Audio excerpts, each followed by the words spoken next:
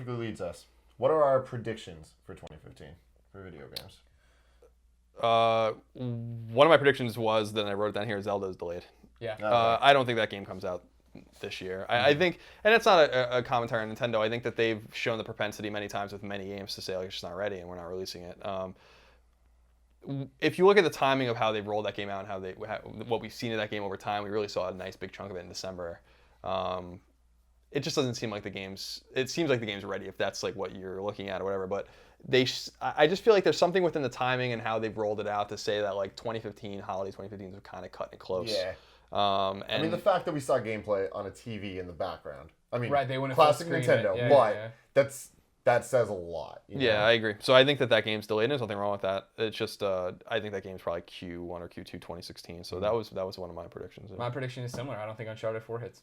And this is something that I've been predicting since all the hubbub began, right? Of like people were leaving the project, this is happening, blah, blah. Obviously, then Amy leaving, yada, yada, yada. Throughout those podcast beyonds, I was saying, this won't hit next year, this won't hit next year, this won't hit next year. And then at E3, they're like, it hits next year. And Shuhei was on Beyond, and I was like, well, I guess you know how I feel about this prediction. He just laughed about it, right? And I still stand by, I don't think it's that they're doing like the Batman Arkham Knight bullshit, where it's like, it's coming out this year, and then they're like, oh, actually, it's delayed an entire, like, not even a few months. It's June now. You know what I mean? Yeah. Like, okay, you knew you were never gonna make it. I think they can hit it, but I think it's gonna be a last of a situation where they're gonna get up to the wire and be like, we had to redo so much stuff from when Amy left, when this happened, when this guy left. You know, obviously you bring in new people, the project changes a bit. Otherwise, it's just a patchwork, and that's not what Naughty Dog's about. Yeah. I think they're gonna get close to the finish line and be like, it needs more time, and it's gonna get bumped out. That's my prediction. Just as tumultuous as that was last year.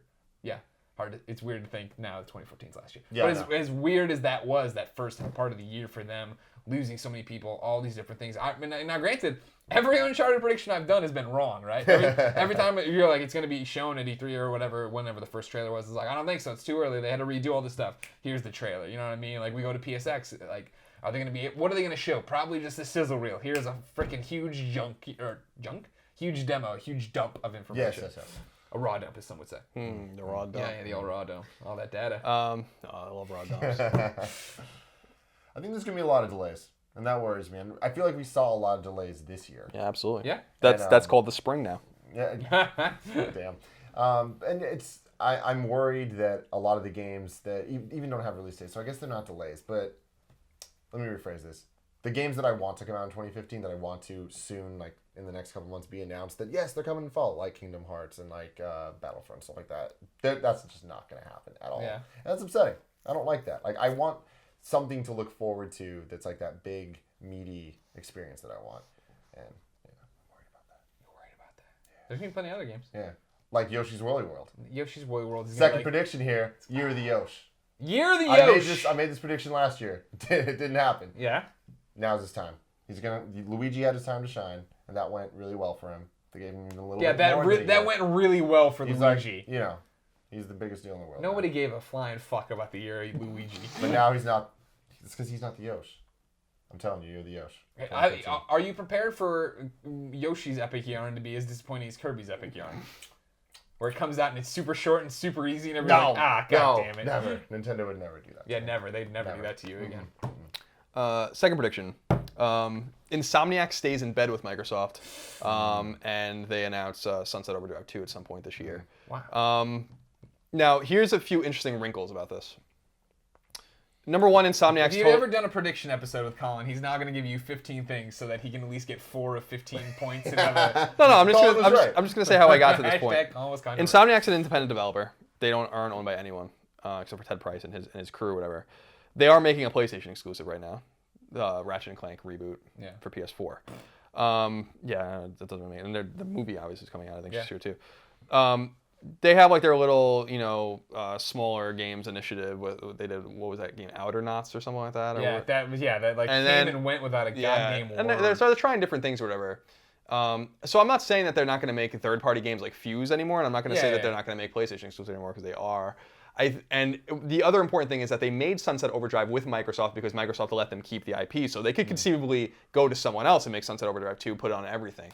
But I think that the game did well enough critically, and probably commercially it did pretty respectably, especially because it was the bundle. And the stuff bundle like that. definitely helped. That I think Microsoft and I think Microsoft understands that they're sticking it directly to Sony by continuing to make Insomniac games that they go like, what's they're probably maybe the deal's already done. Maybe they're gonna do it early in the year. Be like, all right, second one. Come out 2017, same engine. Marcus and Drew can do the game again or whatever. I understand that this is their best team. These guys did Resistance 3 and or the Resistance series. I mean, this is their top pedigree team. This is their AAA team, and that's not an insult to the Ratchet guys or whatever. It's just like these are the guys that make AAA games. So I think I wouldn't be surprised if Insomniac and Microsoft made another game together. That game's going to be exclusive to Xbox One. It's going to be Sunset Overdrive 2, and it'll be announced this year, and it'll come out in 2017. That's my prediction. Okay. You're right. There was a lot of told you. That's how it gets you at the end. And then I'll win. Just since this is the prediction episode, we're putting predictions in the title. I'm reiterating my one from last time around.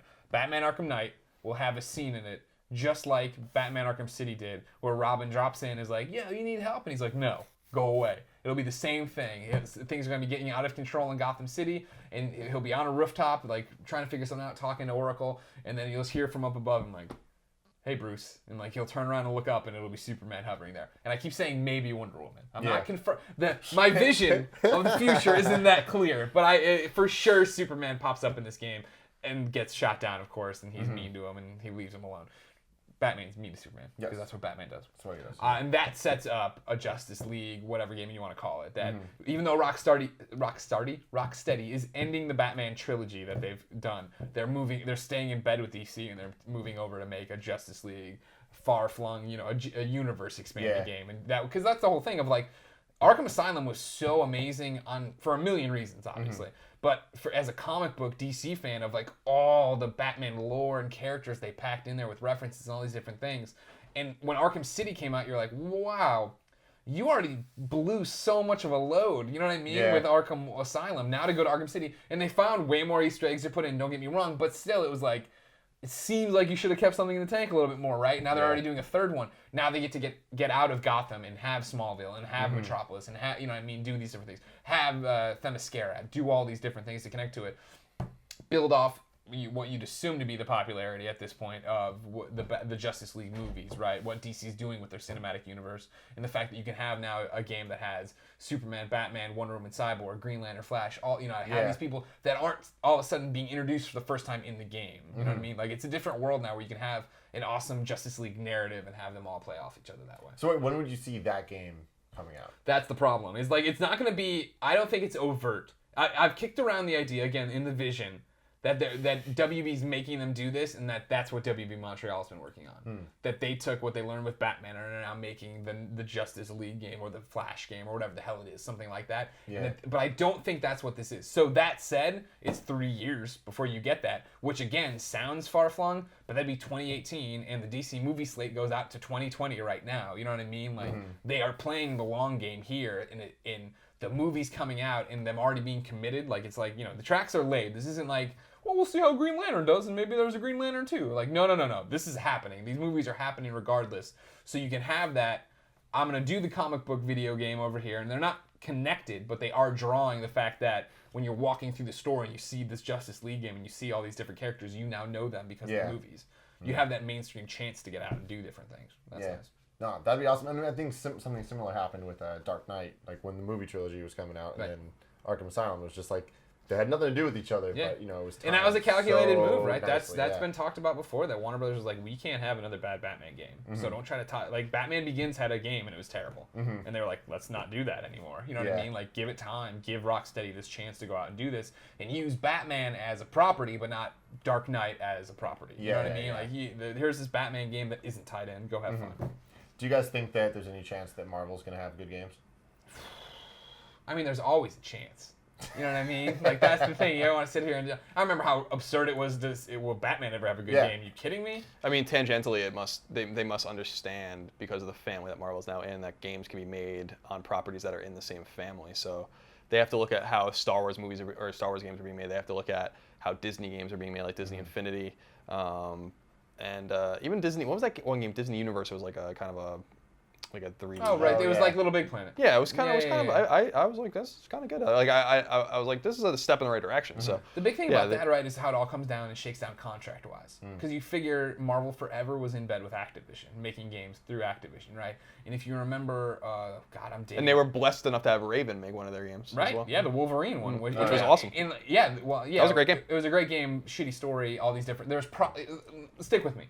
I'm dating myself now because I don't remember, but I remember it was Dan Amrich, one of Swords at Activision, putting up a blog post of basically being like, if you're looking for these Marvel games from Activision, you got to buy them now because they're off the stores forever. And the people are like, why? And he's like, that's how contracts work. It's clear that Disney was like, all right, start pulling those cards and get them out of there, which only benefits everybody. Because I don't know how the contracts were laid out, what it was, but Marvel always had these games that had a kernel of just like, this is so great. Make your game about this. Wolverine. Your Wolverine engine is amazing. He's getting blown off. He's animatium. He's killing things. There's blood. But then they tried to pack it into the movie. Yeah. So there's this story that doesn't work. And it's like, Spider-Man, right? Spider-Man Shattered Dimensions comes out. And it's like, this game is awesome. Yeah, like, that was actually a neat game. Please, there's so many great parts to this. Yeah, you know, the noir could be a little different. Yeah, they got to do it again. And they're like, all right, here's Edge of Time. And it was totally rushed. And it was garbage. Yeah. And then it was like, all right, now here's Spider-Man 3, and it's like, this is even you're going the wrong way because you're no longer, they're doing the opposite of what WB was doing and saying, all right, take Batman and make a game and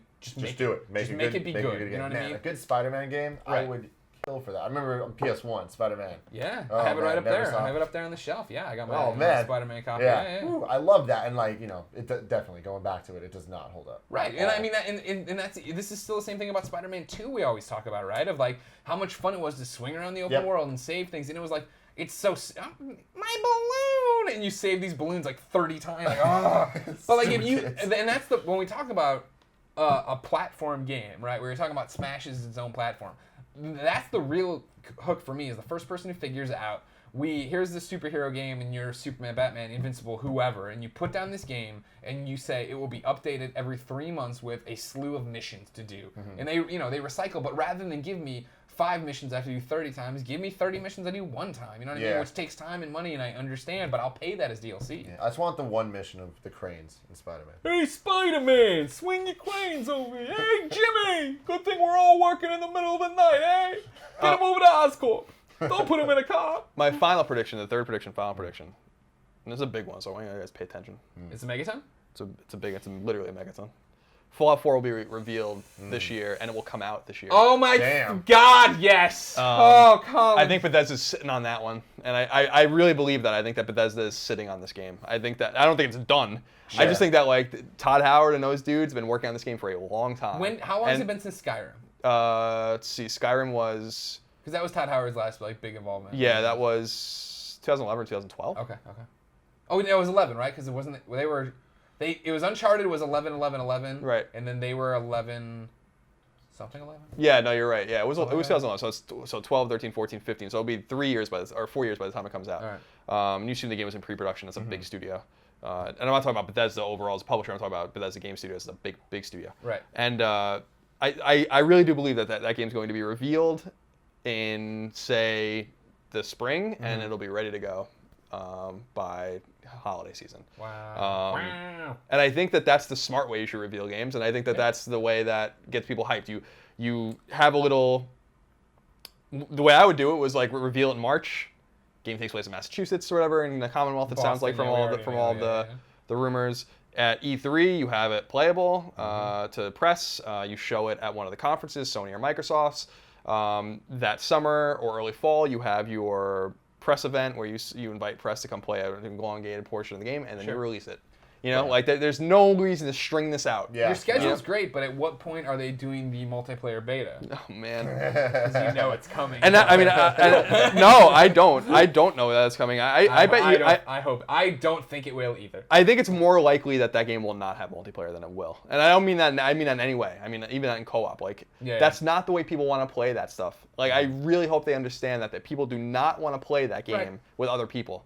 You know, it's not the way we played Fallout, because it's against everything it's against the grain with what that game's all about, which is do whatever you want, whenever you want, do it at your own pace. Yeah. How can you possibly do that with all these frigging idiots chattering in your ear? So that's my final prediction. My final prediction is not a prediction as much as it's just a request. Crash Bandicoot come back into my life. I think it's really possible. Is it Yeah, tell me it is, Colin. Tell me more. I think it is. So it's complicated, right? These games were made by Naughty Dog, owned by Universal, that was eventually sold to Activision, that, they made some bad games, and then the series just went away. Sony's been really clear, and Superbot Entertainment was really clear when they were making All-Stars that they tried. They tried. Anything people requested, they tried to get.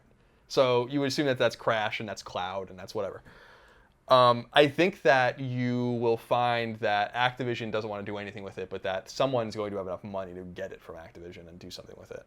Whether or not it's a good idea or not, I don't know. I don't think Crash Bandicoot's relevant anymore. I actually think that I think that it would have. Wampa fruits. I think that if Activision makes money, they make that's one thing they do. They make lots of money.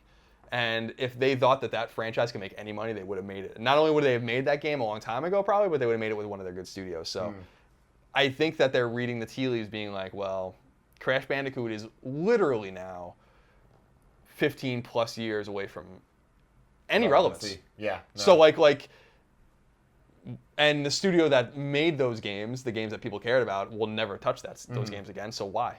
I think that there's more behind the scenes stuff going on there than I think meets the eye, but I think it's possible. Yeah. I think it's very possible. Yeah. That makes me happy, Colin.